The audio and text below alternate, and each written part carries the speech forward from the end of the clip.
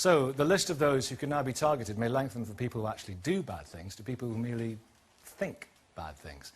And the government's definition of peddling hatred could be someone else's deeply held religious belief. Is countering extremism compatible with freedom of religion? Douglas Murray, Associate Director of the Henry Jackson Society. Aren't you a key extremist influencer? I'd be so critical of Islam. I mean, you're a neocon hate preacher, aren't you? Some of the things you've said. Rough. Well, I suppose that some very extreme people might claim that. I'd be surprised if you could hold it up. If I can answer the question that we started with. Well, you've said some things in the past. Conditions for Muslims in Europe must be made harder across the board. All immigration into Europe from Muslim countries must stop. I've always been of the view that it's unwise to have immigration at the rate it's happened in recent years. And I think it's a very unwise thing to do what Chancellor Merkel has done the last year, to have immigration effectively at such a speed that you can't have an integrated society. That's what we're seeing, I would argue. But if you said the same thing of Jews... If I just finish the point, this is what we're seeing the impact of across Europe at the moment. It's a very great concern. You see, a lot of what government in this country and elsewhere is trying to do at the moment is to catch up with the effects of its immigration policies. Because if you have, as Germany has now, an extra 2% of your population coming into the country every year, I would argue you don't have a hope of having an integrated society. You don't have a hope of having a cohesive society.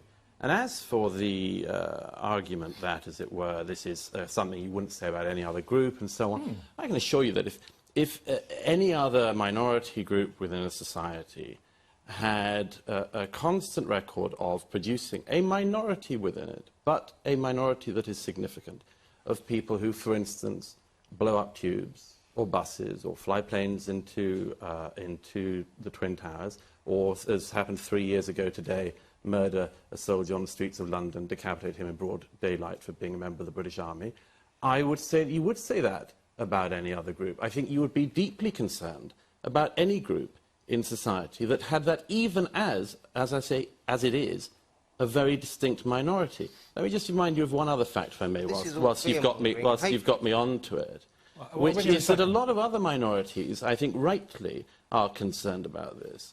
As a gay man, it doesn't enormously please me that, as a poll fronted by Trevor Phillips the other week showed, the majority of Muslims in the UK want homosexuality to be made illegal.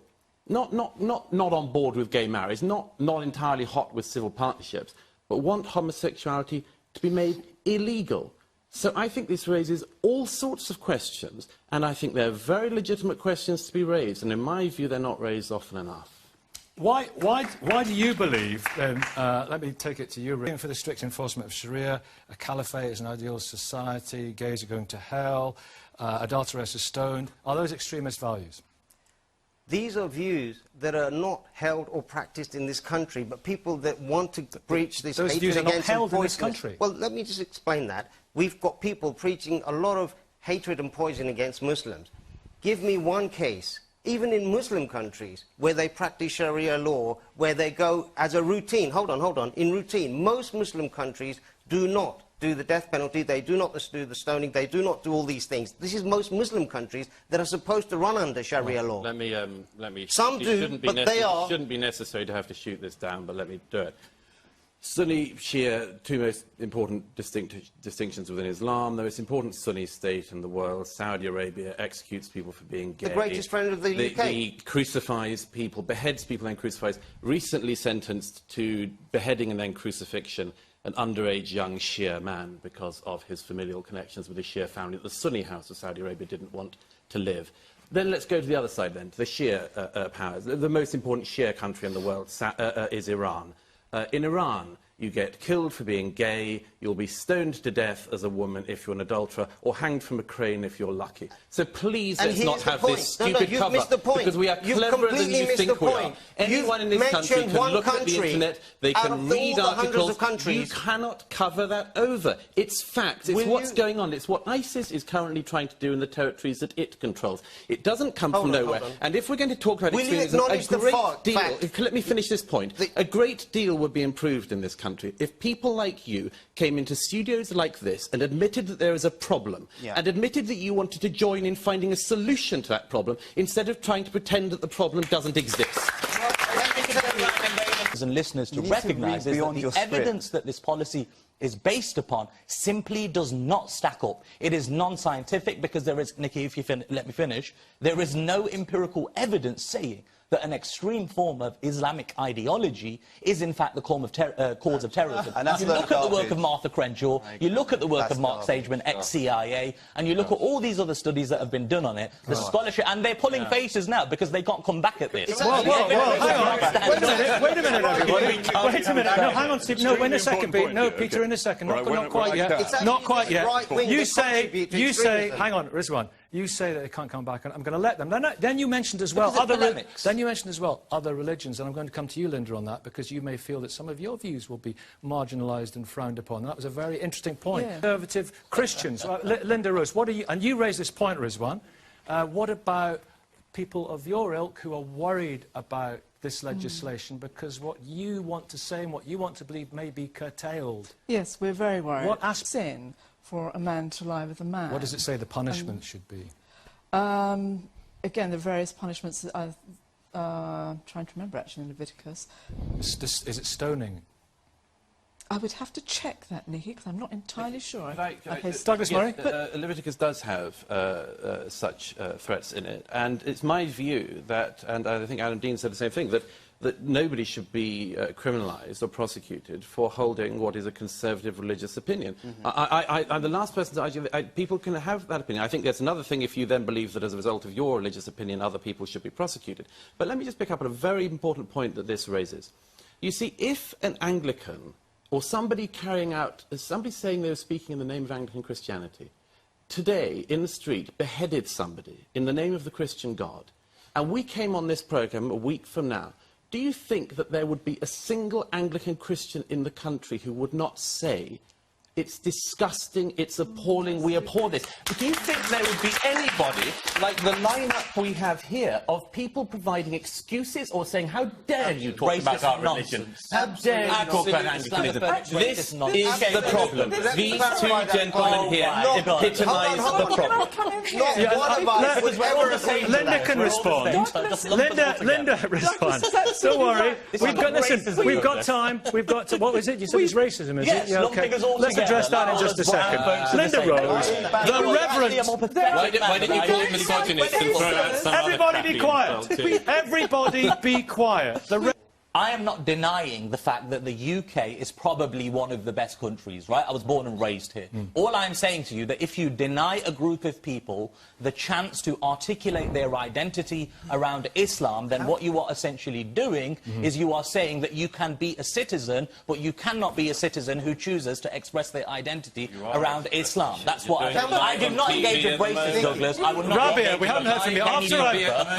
Wait, everybody. Okay, wait, everybody. After we've spoken to Rabia, thank you very much.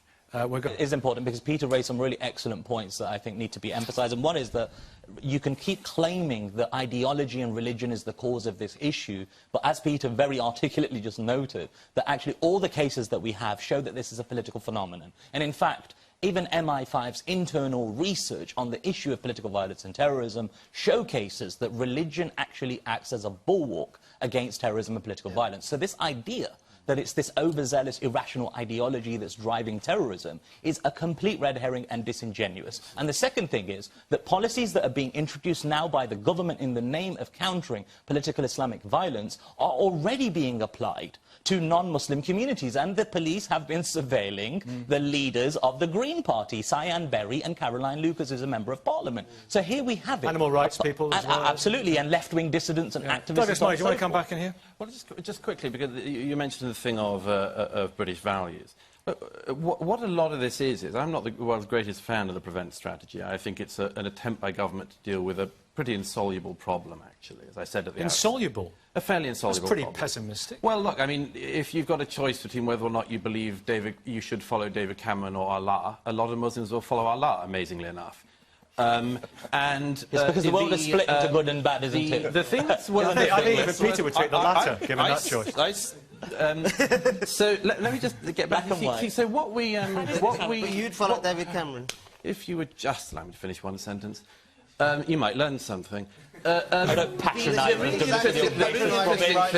The really interesting thing is, Nicky, is that what our government in Britain is trying to do, as a result, as I said at the beginning, of the mass immigration they've had in recent decades, is to try to build a cohesive society and to cohere society. Now, the interesting thing about this is that this government, as with the previous government, doesn't particularly have the confidence to say Britain and British values, British institutions, and so on. So what are we doing?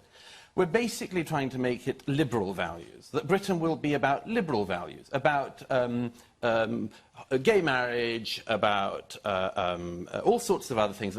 They've pinned this on. I, by the way, think this is a big mistake, because it's all very well saying we will make people liberals, but that doesn't mean, among other things, you make them, as it were, British or with any other sense of identity.